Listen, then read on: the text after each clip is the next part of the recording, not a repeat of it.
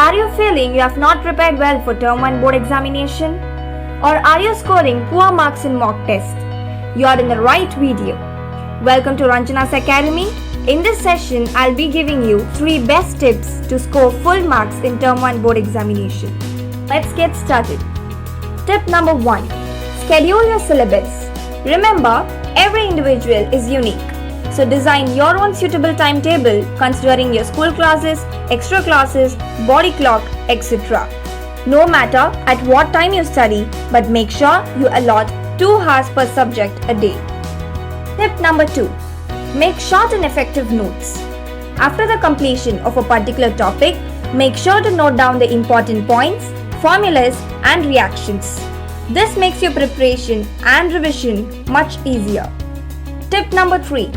Solve MCQs and take up mock tests. Along with your chapter completion, solve different types of MCQs and take up practice tests with constricted time limit.